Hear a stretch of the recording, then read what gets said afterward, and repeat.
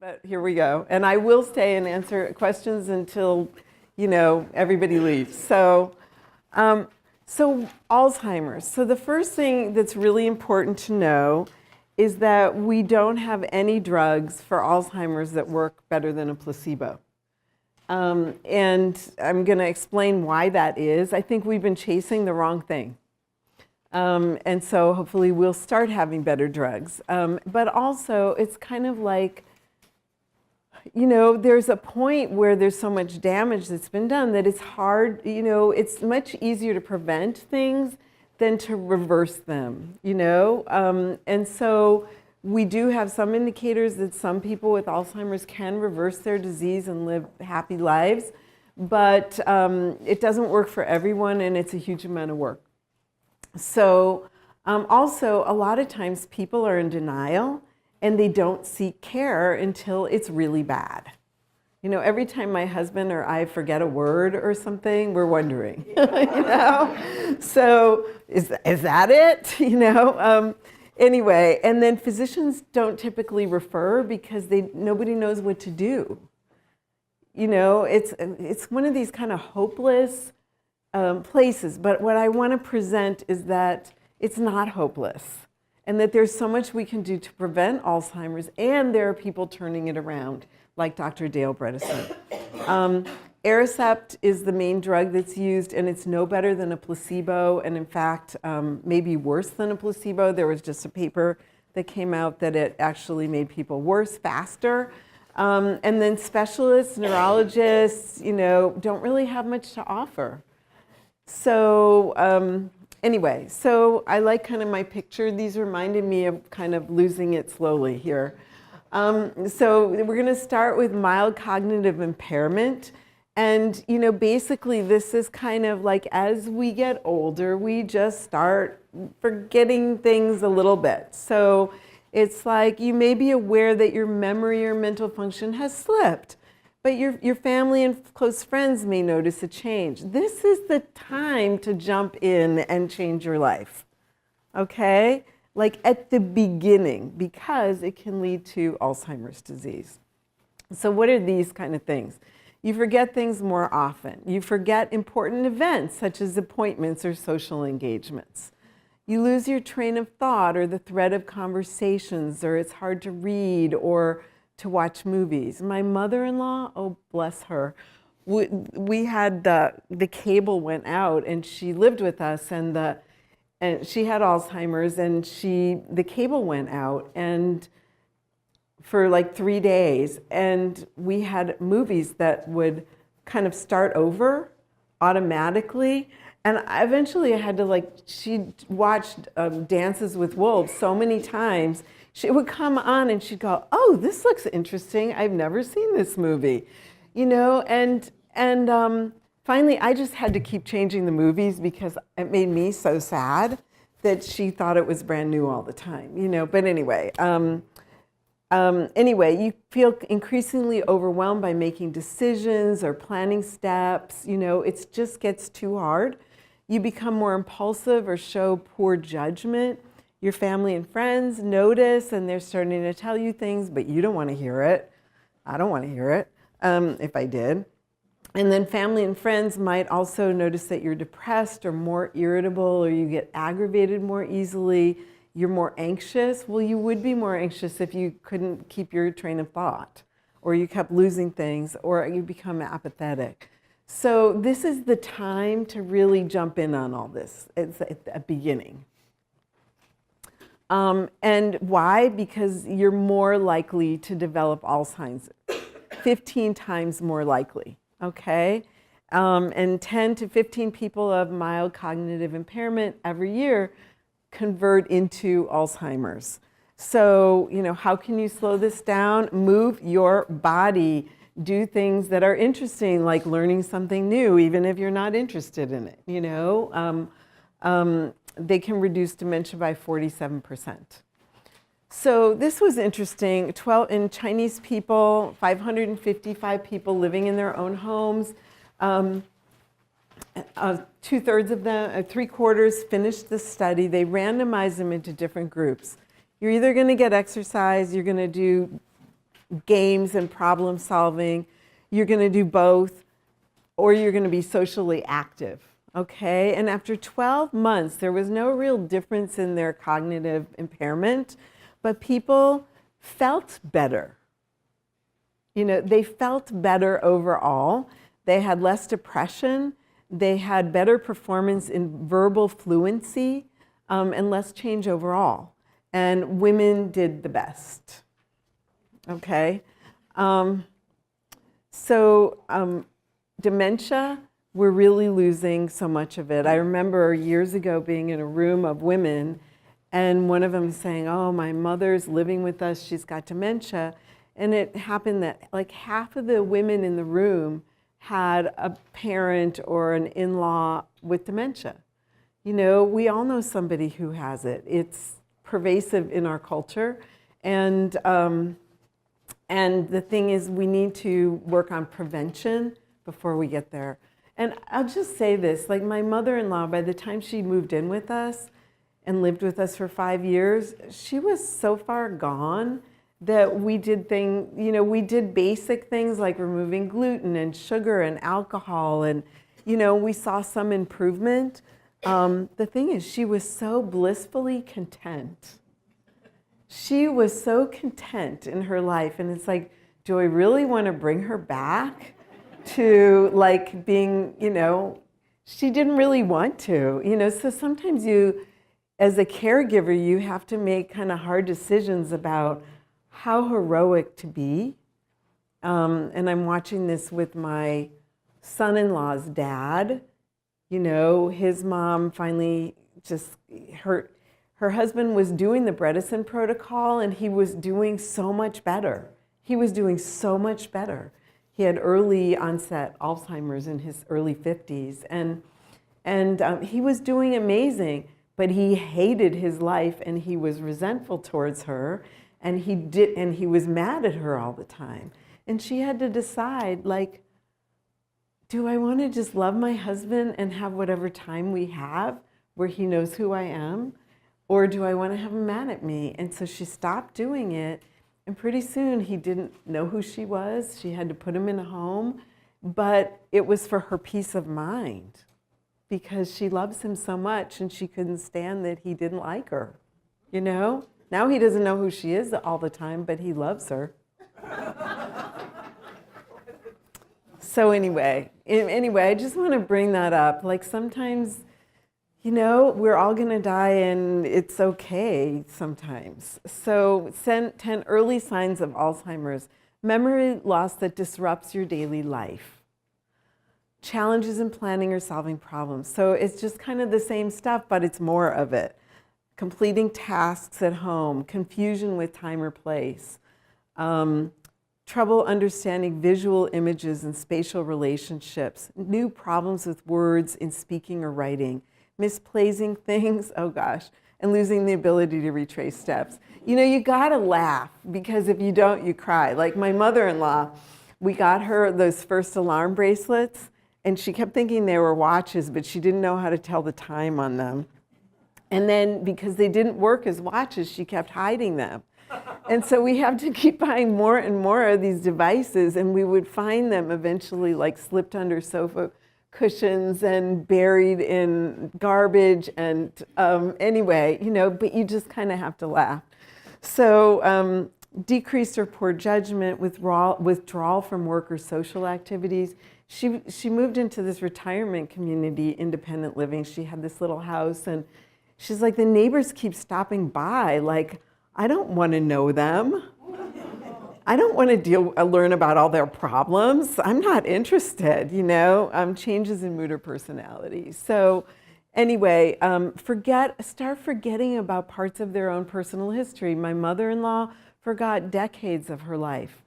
She knew all about being a little girl, but she didn't remember when she and her husband retired and moved to Florida and went sailing all the time. She didn't remember any of that, you know. She didn't remember that her kids were grown. So, you know, you start feeling moody or withdrawn, can't recall their own address or phone number, or the high school or college they graduated from, confusion about where they are and what day it is. Oh my gosh, my mother-in-law, her story was, Well, of course I don't know where I am. I've been traveling. I've been traveling, and my husband would say, so where have you been? And she goes, I don't know. You know, in 5 years, she was still traveling because it made sense to her. Or my mother lived in this independent living facility in New York City where my brother and sister are. And my mom was like, you're already taking care of one, Mom. No, I'm not going to do that to you. So she was living there, and then she got so confused, she would think, well, she'd go, how did you find me? Because she thought that there were 5 esplanades, because when she'd go to the dining room, she thought that was one place. When she'd go to the game room, an event room, she thought she was in another place. When she was in her bedroom, she thought she was another, you know, she just didn't know where she was. So, you know, these are very sad, but they're, you know, haven't any of you live or have a relative with Alzheimer's? You have to laugh, right? You have to laugh, because it's my mother-in-law. We said, you should come over to our house and watch TV sometime instead of being here all alone. She goes, oh, I'd love to, but I'm going back to work. So anyway, risk of wandering. So my daughter's father-in-law, like he loved to go for these really, really long walks, and then he'd get lost. Anyway, so, you know, and as it progresses, you need round-the-clock care. You may not be able to feed yourself. You may not be able to dress yourself. Getting my mother-in-law into the shower, oh my gosh, it's worse than a 5-year-old. I took one yesterday. No, you didn't. You know, I mean, no, you didn't. You smell, you need one. You know, it's, anyway, decreased difficulty communicating. Sometimes people just stop talking. They can't make the language anymore. Needing depends, being incontinent, becoming more vulnerable to disease. So, you know, it's a diseased brain. So these are neurons. On the left side is kind of a normal functioning neurons. And but what's been associated when they do autopsies on people who have Alzheimer's, what they find in the brain is they find these things called amyloid plaques. And then they also find this, which they also call amyloid beta. And then they also find these neurofibrillary tangles that are kind of in the neuron itself. And they're also called tau proteins, T-A-U proteins. And there's 2 types of Alzheimer's disease. Usually it comes on, you know, in mid-60s, 70s, and it's very common. And people who have a certain genotype, the ApoE4 gene. So what I showed you before was the neurons themselves. And you would think that the neurons would be attached to each other, but they're not. There's a space in between the neurons. And this is called the synapse. And so this is what happens is the nerve gets the information from neurotransmitters in the synapses, and it shoots this information down to the end of the neuron. And then that neuron secretes neurotransmitters and other chemicals that hit the next neuron, and so forth. And that's how the information gets passed from nerve to nerve. And so Alzheimer's disease is really a disease where these messages don't get passed very well. So you start, well, they're blocked. So what could block that? Well, hormone changes could block that. Inflammation could block that. Not having the right nutrients could block that. Not having enough protein, because we make the neurotransmitters out of protein. So there's a million things that could like block that. So genetics. So I just want to focus on this one gene. It's called the ApoE4 gene, okay? And it's a glycoprotein, which means it's a sugar and protein molecule joined together. And it's expressed in liver, brain, white blood cells, and it's got a lot of different functions. And we all have this gene, but just like some of us have black hair, and some have blonde hair, and some have gray hair, and some have red hair. These genes come in different flavors, and there's 4 flavors, okay, like hair color. And so if you have the ApoE2 genes, they're very protective against Alzheimer's and heart disease. If you have the ApoE4 gene, about 20 to 25% of the population has these genes, and 40 to 60% of people who have Alzheimer's have these genes. So you have a much higher risk, and it accounts for, when people like to glom onto one gene, it accounts for less than 30% of what we know about genetics and Alzheimer's. But it's still a big chunk. It's 27%. So that's a big chunk. And so what we know is if you have 0 copies of this gene, you have about a 9% lifetime risk of developing Alzheimer's. If you have 1 copy, remember genes, you get 1 from your mom and 1 from your dad. So if you have 1, you have a 30% risk. And if you have 2 copies, you have a 50 to 90% risk of developing Alzheimer's disease. So this, if you only know 1 gene in your whole body, this is the one to know. And then there's associated genes. So if you have these other genes, then it makes your risk worse. I'm not going to dive into that, and I hid some slides about other genes because I think that we're going to find that there are, I've found about 50 or 60 genes so far. I think by the time we're done, we will have hundreds of genes that are associated with Alzheimer's. But the ApoE4 is the one you want to know about. And what can modulate genetics? It's not everybody. It's 50 to 90% of people who have 2 of these genes who get it. 30% of people who have 1 of these genes get it. So why don't the rest of the people get Alzheimer's? Well, maybe their lifestyle's better. So what we know about diet is that the standard American diet, Western diet, increases the risk because it's inflammatory. And diets that increase risk are high saturated fat from animal foods, high cholesterol foods, sugars, refined carbohydrates, all the things that taste really good. And we reduce the risk when we eat unrefined seeds and nuts. So like the other day, I roasted a winter squash, and I took the seeds from inside of it, and I toasted those, and I ate them, or eating pumpkin seeds or sunflower seeds. Increased beans and legumes, including soy, and increased seafoods. And also, these same dietary things will help with insulin resistance. Sometimes Alzheimer's is called type 3 diabetes. Anybody ever heard that? Yeah. So also nitric oxide, which is I'm not going to go into it. It's a double-sided chemical in the body, and also inflammation, and then high homocysteine levels, which are also associated with cardiovascular disease and diabetes, and then estrogen deficiencies. So the diet, focus on normalizing insulin response. Fish oil, promise for people who have ApoE4. So fish oil is good for a lot of things, so another thing. And then there's just some of the more genetic associated with this.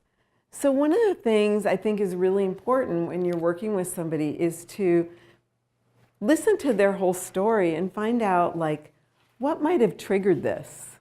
Ask, to learn all about them, to see, oh, well, I worked on a golf course. I was a groundskeeper. Oh, well, you were exposed to a lot of chemicals then.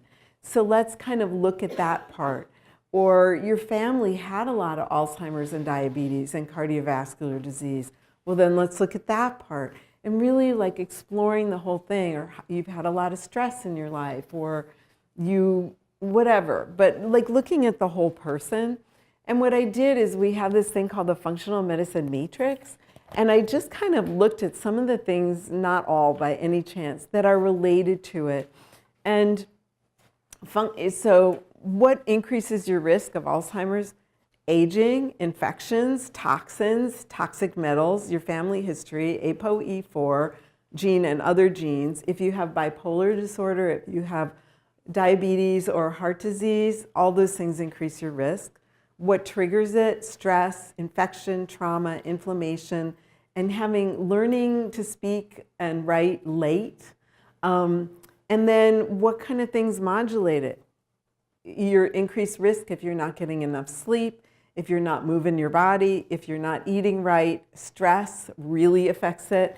And then keeping your mind agile. I love to play games. My husband thinks I'm a game addict. I probably am. But I have like these colored marbles, color uku. It's like Sudoku with colors, and I love it. I learned about it at a conference, and I just love playing it because it's so difficult, but it keeps my mind like thinking in a different way.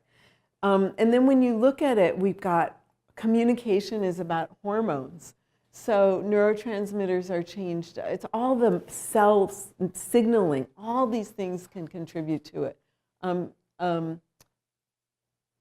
Inability to detoxify is so integrally connected with neurological issues, Parkinson's and MS and Alzheimer's. Mitochondrial function doesn't work very well. So if you feed the mitochondria, people feel better. There's a lot of infectious stuff, and I'm going to talk about it. And then, of course, gut, because I can't talk about anything without talking about the gut. So you always want to look at the big picture. Is this person adequately nourished? Does this person have something that needs to be removed? Sugar, alcohol, mold, Lyme, infections, drugs, metals, chemicals. My mother-in-law loved to drink. And because she couldn't remember that she'd already had a drink, she would have more and more drinks. You know, because if you can't remember, every drink is the first drink. So one of the first things we did was wean her off of alcohol. And like if she could have lived on alcohol and cookies and pastries, she would have been totally happy. So, you know, we had a lot of work to do. And yeah, anyway, so does this person have something that needs to be replaced? Nutrients, sleep, a different job, different relationships. You know, what do they need? Do they need supplements? Do they need probiotics? What do they need? Does this person have balanced hormones? And does this person move their body? You know, this is not a one, we always want like the one thing. Give me the one thing. My brother once asked me, okay, what's the one thing I can do in my life to improve my health? And I said, stop smoking. And he goes, no, you were supposed to tell me to stop eating sugar or something. Like, no, smoking. Anyway, so Alzheimer's is now considered to be an autoimmune disease because people have antibodies to something called ceramide. And why I put this slide in here is because we're starting to see ceramide in women in face creams because it starts enhancing that. So like as we start putting this into our face creams because it's supposed to be like a miracle, some of us are going to start creating antibodies against it that are going to make us more likely to develop Alzheimer's disease. And this is only the first set of antibodies that we know about, but it's probably, we're going to find many more. Also, this is the part that interests me the most. All the drugs that we've had so far for Alzheimer's disease, they focus on these tau proteins and these beta amyloid plaques. And none of them work, okay? And so this is really interesting. It came from, there's a lot of research on it now. It originally came as a hypothesis from Harvard.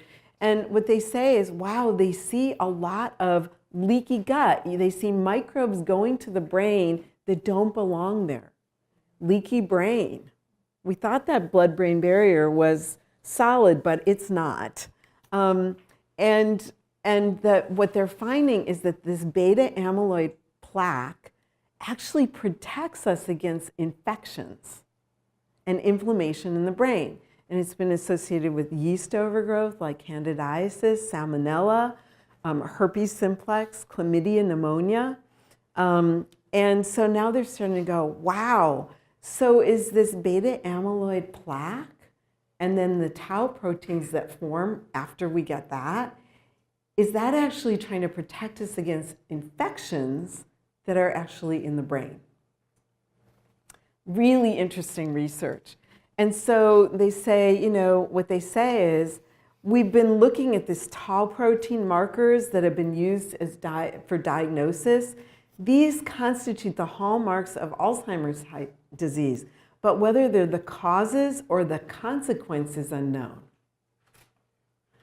We suggest that these are indicators of infection. Infection. Wow, Alzheimer's is an infectious disease. Is that going to be for everybody with Alzheimer's? No, because I think what we're going to find is that it's not one disease, it's like 20 diseases, and you got to figure out what's going on. So, so they said, we are researchers and clinicians working. This was a big paper with like hundreds of authors on it, with a statement.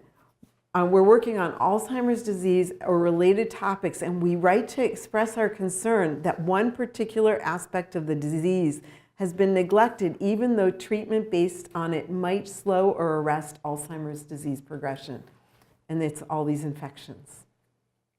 These are the main researchers jumping up and down. And even 2 years, this is from 2016, so it's now 2 or 3 years old, but it's, this is a brand new hypothesis and most neurologists don't know about it.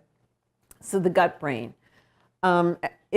Again, we kind of go back to this. So people with Alzheimer's disease, some of them don't have good teeth. They can't chew their food well.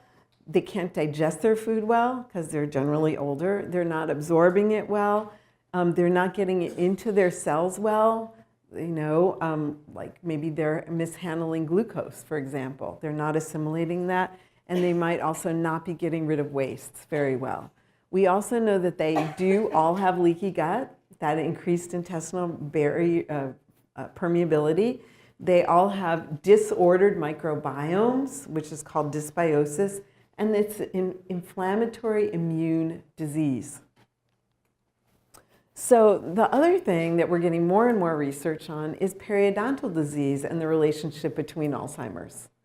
So if you've got infection in your gums, you're way more likely to develop Alzheimer's disease. So, take care of those gums. If your dentist wants to do root planing, do it. I know it's expensive, but just do it. So anyway, and then Alzheimer's disease and the microbiome. So they're looking at different things. So this is, diversity in controls versus people who have Alzheimer's. There's less diverse microbiome.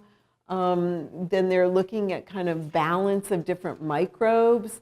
And they're saying, it doesn't look like the microbiome of a healthy person. But anybody with any health issue, their microbiome looks different. And then endotoxins. So they found that, that different bacteria actually produce substances that are toxic to us. And so in about 35% of all gut bacteria are these bacteria, Fragilis and E. coli, and they have really good things for us. But when people have leaky gut, and people with leaky gut, what they find is that they increase inflammation associated with diarrhea, bacterial infection, colitis, sepsis, GI cancers, neurological disorders, and Alzheimer's. So disordered, gut microbiome, not good for us in any way. So this is just kind of a flow chart that kind of says, well, how is this all related? And these are all the things I talked about in the first talk, pretty much. So, but yeah. The same stuff.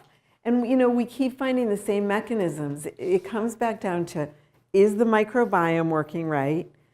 Is the gut barrier function right, or do people have leaky gut? And the third thing, mild cognitive impairment and inflammation, okay? So it's three things, that pretty much all the research just kind of leads back to these things. And because of our genetics and because of our lifestyles, they get expressed as type 1 diabetes or type 2 diabetes or Alzheimer's or cancer or heart disease or whatever, but they all have the same common thing. The human body, the immune system only has a few ways of working. It's just kind of a dumb system for a really smart system, but it only has a certain amount of molecules and messengers that it works with. And if those get impaired, then we get inflammation everywhere, and that causes everything. So we get leaky gut, we can get a leaky brain. These are all the different ways that we do that. And then probiotics, I've said before that they're really good for diabetes and barrier function. So here's more on like how to heal your leaky gut by taking probiotics. And then again, how to heal leaky gut, and you have a whole handout on that. And then this is a paper on a project that was actually funded by this very group. And what they found was that cinnamon extract would break down those tau proteins.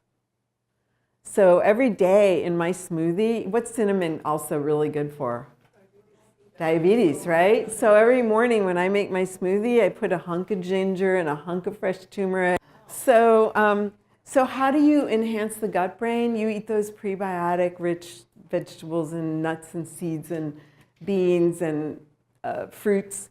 You eat cultured and fermented foods, take probiotics. There are a lot of people who are using specific amino acid therapies, and those can be really helpful for balancing the neurotransmitters. Remember, those synapses are kind of broken, and so you can kind of work from that way. And there's all kinds of body-mind approaches, acupuncture, biofeedback, doing qigong, tai chi, all these things like help heal the gut brain. And there's also different kinds of testing you can do if you work with an integrative nutritionist or clinician of some way. And then there's this chemical called brain-derived neurotropic factor. And what it does is it helps support brain function. It helps build healthy brain cells. And the things that make this BDNF work better are exercise, probiotics, prebiotics, getting out in the sun, getting your vitamin D levels up high. There's a lot of research on Alzheimer's and vitamin D, and also on diabetes and vitamin D. You know, I like to see levels up in 60 to 80, you know, but normal is 30 or more. So anyway, there's a lot of research on that. Resveratrol that comes from red wine and red grapes and grape juice. Green tea, curcumin and turmeric, and zinc. These things all help. And there's even supplements and homeopathics that you can get to help with this.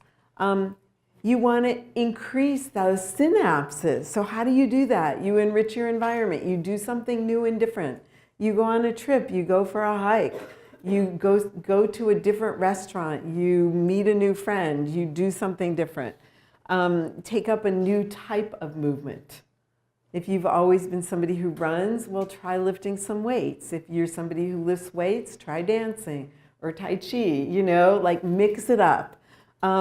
Increase your choline and DHA. Change your behavior. Just do, I don't know, in some way. Optimize your hormones. And then low-level laser therapy is one of those things that docs are using. Even like this pointer, you know, it has some anti-inflammatory effect. So I'm just going to stand here and lecture while I do this. The red laser therapy? Yeah, so there are some physicians, and you can look it up online, but there are using red lights and actually reduce inflammation. And so there are doctors who have like laser machines that'll cover kind of larger parts of your body or specific parts to reduce inflammation. Yeah, so we could talk more about it. It's pretty cool. It's pretty cool. But even like little pen lights that you buy for $15, they can reduce it somewhat.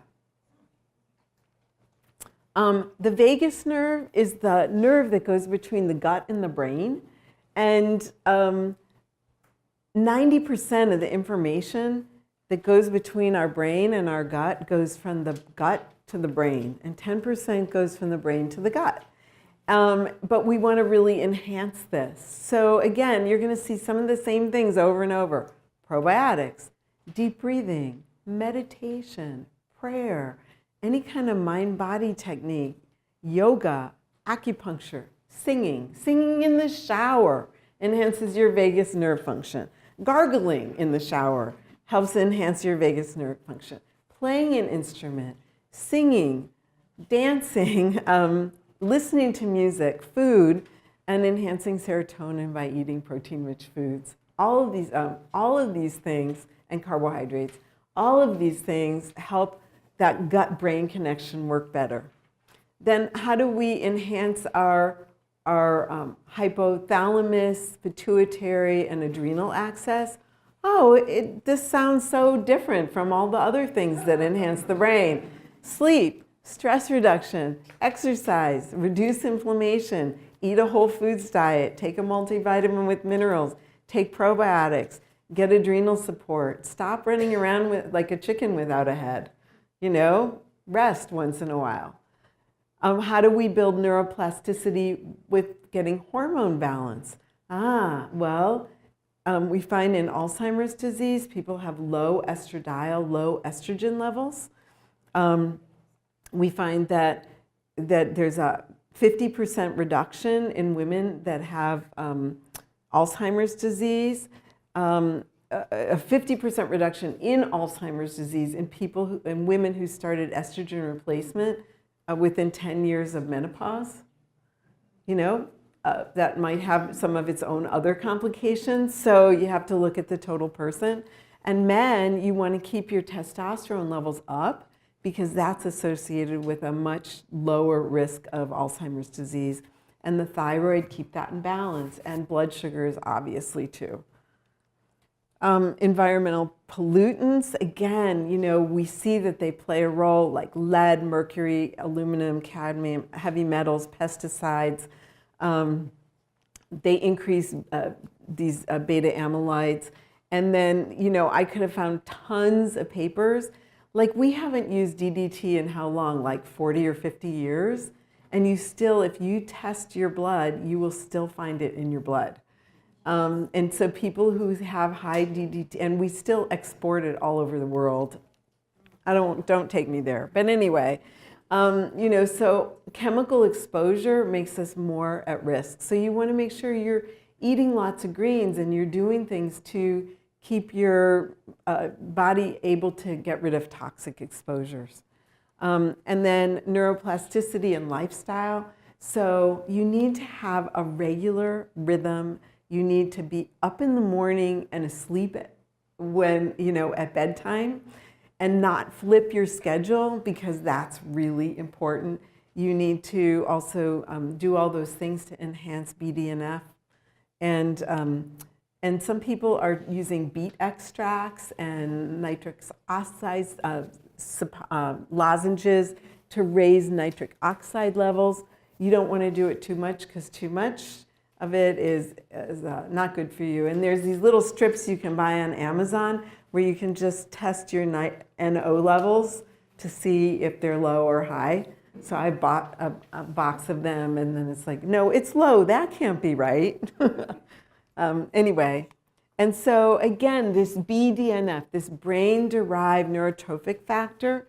So again, what helps? Diet and exercise. And that makes the mitochondria do better. And that makes our ability to use insulin work better. And that makes our synapses work better. And it makes our cognition work better. And, and these are some of the genes, but we don't want to have too much inflammation, because that makes it all worse. So here, I wanted to just talk about a couple of the leaders in the field. So Rudy Tanzi is at Harvard. And his group, he's the ones, they figured out the 3 or 4 of the main genes that are involved with Alzheimer's. And he and his group have come up with this artificial brain that they can induce Alzheimer's in. over and over and over and over again, because it's too hard to do that with people and animals. And anyway, so they have this fake one. So if you send him like an herb or a product, or he'll try anything to see how it works. He's a really interesting guy, and he's written some popular press books that are really wonderful. But his thing is SHIELD. Sleep, handle stress, interact with others, exercise, learn new things, and clean up your diet. Wow, radical. Dale Bredesen,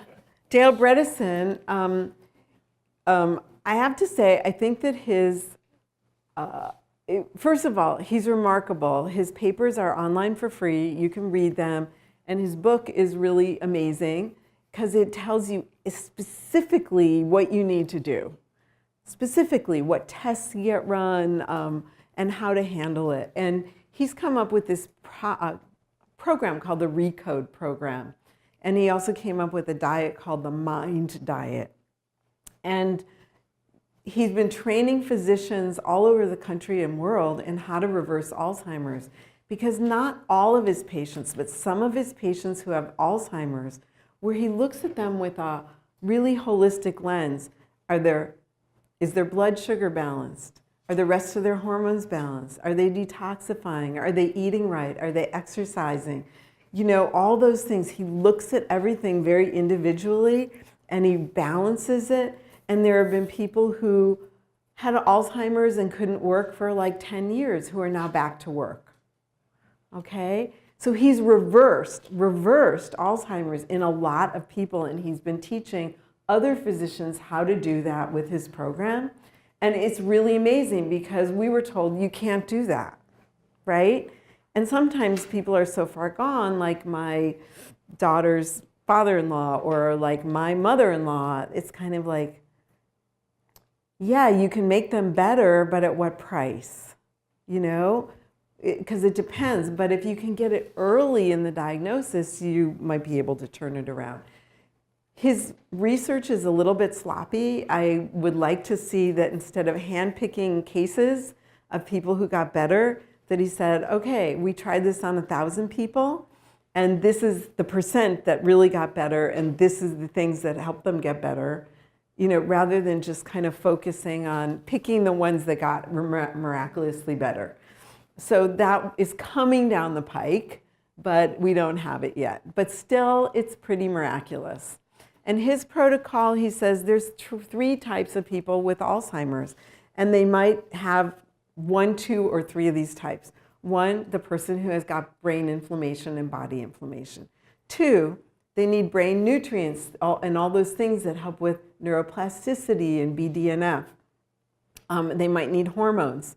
They might need vitamins and vitamin D. And then and I think in that group, he includes all the people who are type 3 diabetes, that this is blood sugar related issues. And then type 3 is exposure to toxins. And he says, but most people, they have 10 to 25 contributors. You know, they don't exercise, they're smoking, they're eating bad foods, they're in a caustic relationship, they do a job they don't like, their hormones are out of balance, their vitamin D is not right, they've been exposed to chemicals, their blood sugar levels are too high, you know, their hemoglobin A1C is too high. So, you know, it's not like do this and you'll be better. It's like read my book, see what makes sense to you, and then try those things. Or work with a Bredesen protocol doc. So how can we use food to keep our brains healthy? So Mediterranean diet, oh my gosh, we've got so many studies showing that it helps. There's not any person that it doesn't help, really. Then this looked at fruit and vegetable consumption. Higher vegetable consumption, but not fruit, was associated with a lower risk of dementia and slower rates of cognitive decline. So eat your vegetables. In mild cognitive impairment, they took people and they looked at they had increased antibody levels, and they also had ApoE4 gene. So for 4 weeks, they put them on 3 diets. You guess which one worked best. high saturated, high glycemic, moderate saturated, moderate glycemic, low fat, low glycemic. Oh, increased insulin sensitivity, decreased levels of lipid depleted beta amyloid. So they saw brain changes. Change your diet. Chinese people eating fish reduced the rate of cognitive decline. Oh, eat nuts, especially walnuts. But you can eat any nuts. It doesn't have to be walnuts. And then this is a pretty new study that I really like.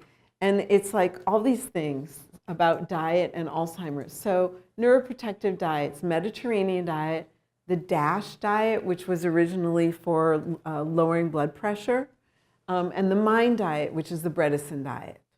Then what protects us? Vegetables, fruits, whole grains, soybeans, nuts, fish, eating or calorie restriction, like eating a little bit less or doing intermittent fasting, extra virgin olive oil, beans, berries, dark leafy vegetables, and probiotics. I think I should have just done this one slide. And then B vitamins, polyunsaturated fats, E, D, curcumin or turmeric, sulforaphane, which are found in broccoli and Brussels sprouts and cabbage and kale and all that family of foods, the cabbage family foods. Genistein found in soy, and then Forest and Connect and other multi-component supplements. I don't know that particular one. And then all the bad things, they're there, you know, and they're all the same bad things that we always know about. So also about, I don't know, maybe 10 years ago, Mary Newport, who's an MD, her husband had early dementia, or early Alzheimer's, and she started giving him coconut oil. And on day 1, you could see the clock that he made. In day 14, the clock, and day 37, from supplementing him with kind of big amounts of coconut oil. So she wrote a book about it, and she did all these things, and we're starting to get some research on it, but it's not really clear. And one of my best friends, she started doing this with her mom like 10 years ago, and getting Dr. Newport's product, and it hasn't really made a big difference in her mom. So it's like one person with Alzheimer's is not everybody with Alzheimer's. But this started us looking at, and so there was a study using the ketogenic diet in people with Alzheimer's, and they took 11 people, 10 of them finished in it. There were 3 months, they were on medium chain triglycerides derived from coconut oil with a ketogenic diet, and then they did a 1-month washout period, and they all had real benefits in their cognitive function. But 33% of them dropped out in the first month because their caregivers said, I can't do it. And the worse somebody's Alzheimer was, the less willing the caregivers were to do it. And side effects were diarrhea, nausea, and vomiting. So you can understand why the caregivers didn't want to do it. Nutritional and herbal support. So, 42 memory patients with mild cognitive defects, they had low levels of, when they gave them nutrients, their levels of micronutrients went up. Vitamin B, folic acid, lutein, beta-carotene, alpha-carotene, alpha-tocopherol, which is vitamin E. And homocysteine levels dropped, their antioxidant levels stayed stable, and people taking a multivitamin with minerals said they felt better. So good reason to do that. And then there are all these different supplements out on the market that are designed with, this one has carnitine, cysteine, and acetylcysteine is a really strong antioxidant and helps detoxify. Phosphatidylserine is a fat in the brain that's really important. Alpha-lipoic acid also detoxifies. CoQ10 helps with mitochondria. And glucophorinin is from those cruciferous vegetables. This is another one, Memory Pro. And they're all made a little bit differently. This is Vitanica Mind Blend.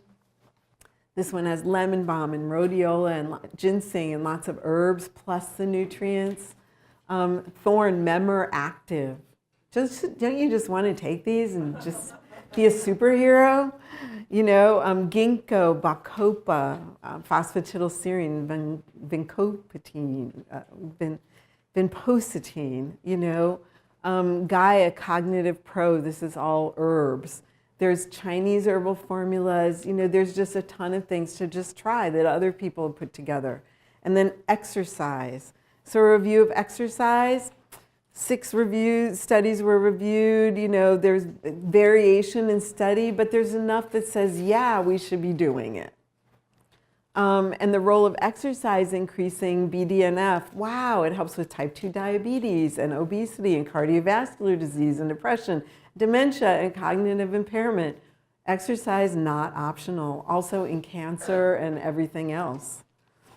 Sleep. So it's a vicious cycle. So I kind of put this together. It's like if you're not sleeping well, or you have apnea or poor sleep habits or disordered circadian rhythm, it leads to mild cognitive loss, which leads to more circadian rhythm disruption and increases the risk, and so on, over and over and over and over again. So the takeaways, prevention is the key. We don't want to be losing this a leaf at a time. We just don't want to. And then thinking about the big picture, like who is this person sitting in front of me and what do they need? And individualizing and customizing. And then affecting it, all the same things that I said before. And then looking at this chart and optimizing nutrition. And then enriching your environment, taking up something new, spread your brain like you're doing today. And then enhance that BDNF, that brain-derived neurotrophic factor. Enhance your enteric nervous system. Take supplements that are supportive for your brain. And then I just wanted to throw this one last slide in, which I think is so interesting. This was done a long time ago, and there's now, I think, over 70 studies done on these nuns who agreed to allow their brains to be autopsied after they died. And what they found was there were almost 700 nuns, and they checked them for apolipoprotein E to see what types of apolipoprotein they had. Did they have the ApoE4 gene? And they found brain atrophy in 15 women who were also folate deficient, which is a B vitamin. And, but in a lot of these women, they found beta amyloid protein, they found tau protein in these women, and they were completely asymptomatic of Alzheimer's when they died. And they attributed this to a few different things. They had a lot less stress. No kids, that would do it alone.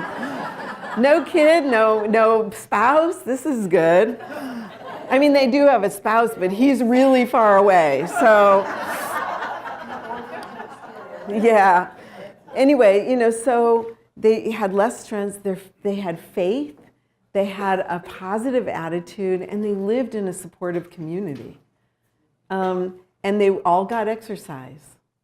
And so, and then they said, oh, but those 15 of these nuns who really showed a lot of brain degeneration, and they showed it, they were girls who started having, their language skills were delayed.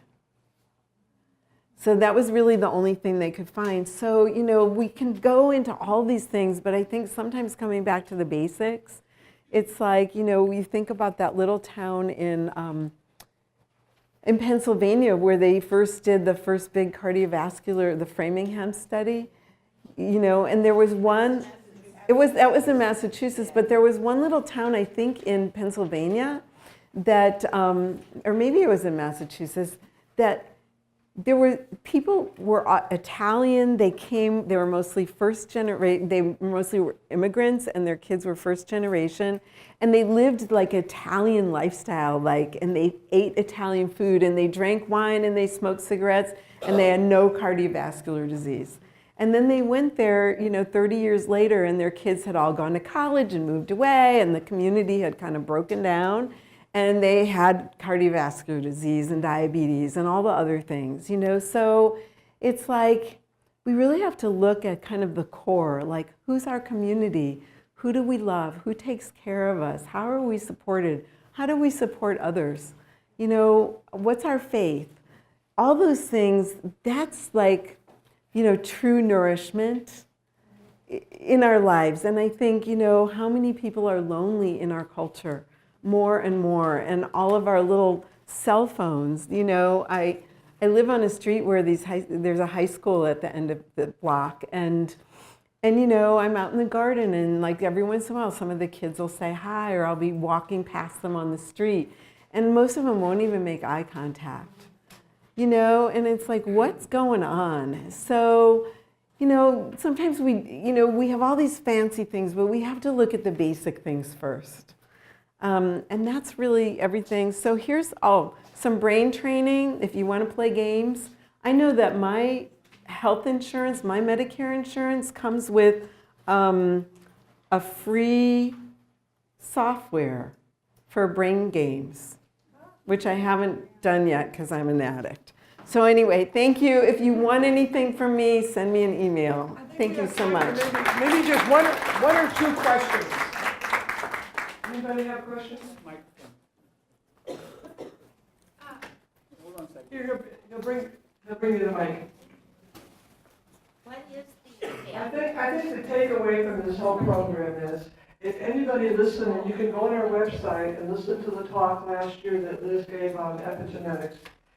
It doesn't matter if you have a bad gene for Alzheimer's or for any other disease. That is not your destiny.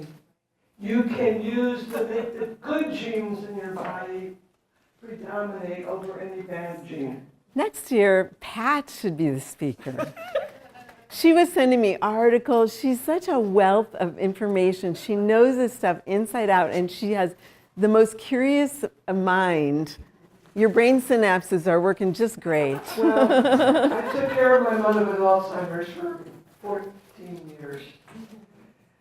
If I knew then what I know now, I was listening to the ADA and the American Medical Association and doing all the stuff about giving, everything was low fat, high carbs, and I'm giving her all the carbs all those years.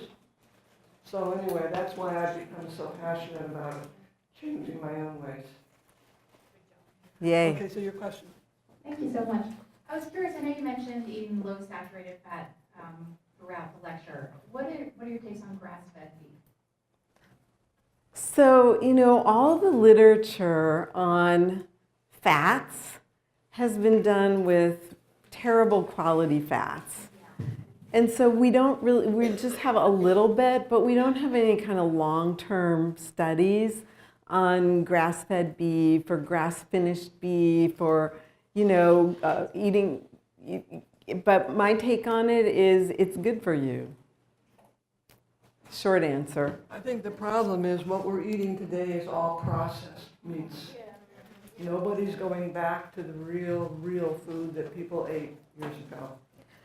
Yeah, I published a study a long time ago on traditional diets. And when you look at traditional diets, and probably some of you have read Weston Price's work, but when you look at different diets, it's like people didn't have cancer, people didn't have diabetes, they didn't have heart disease, they didn't have any, and it doesn't matter if they were eating, bugs or they were eating whatever. It was all organic, it was all local, or pretty local, because they would get some salt or something from afar, or spices, and it was all real food. And so if we can eat, what I'm always telling my students and when I was in practice, it's like, if you can eat 80 to 90% of your food as real food, you're going to do really well. And then if you want to have a margarita once in a while, or you want to have a piece of cheesecake, it's not going to kill you. I remember when I was working in this big medical clinic a long time ago, and the diabetes educator had this whole shelf of foods with fake sugars in them. And so one of my clients came in and she said, oh, it's so great that you have all those foods there to show people what not to eat. And I'm like, no, she's got them there to show people what to eat. But when I was counseling the people, I said, look, I want you to eat the way that I eat. You know, if it's your birthday, can you have like a small slice of cake? Yeah. But can you have cake every day? No. You know, it's like, so anyway, I'm speaking to the choir. We just got to eat real food. So, any other questions? Okay, one last question. You mentioned many times taking a probiotic. Is there one in particular that you recommend? Okay, so probiotics, there are so many. I really love Claire Labs. All their probiotics are amazing. I think Metagenics makes some really good ones. Udo's Choice, which you can get in a health food store, they're Udo's Choice. They make some really good ones. Also health food store Natren, Natren. There's Megaspore, which is a soil-based, spore-based probiotic that some people like. My two personal, I'm always looking for lactobacillus and bifidobacteria. I'm always looking for Lactobacillus plantarum, which is basically if you eat sauerkraut or kimchi or olives or any kind of fermented vegetable, it has tons of it in it. And it's very soothing to the body. It's really anti-inflammatory. So I love that. And I've used that for people who say, I can't take any probiotics. There's a product called Plantidophilus, and it's made by Transformation Enzymes. And it's just a very low dose, 3 billion colony forming units, really low, but it's very soothing for people. And then my other real favorite is one called Saccharomyces boulardii, which is a cousin to bread yeast. And they're almost indistinguishable. They're like, identical twin cousins. And it is a probiotic and a prebiotic. So if you have to take antibiotics, you can take it at the same time. And it rebuilds the gut. So if I had to have one, that's my most favorite. Saccharomyces, Saccharomyces.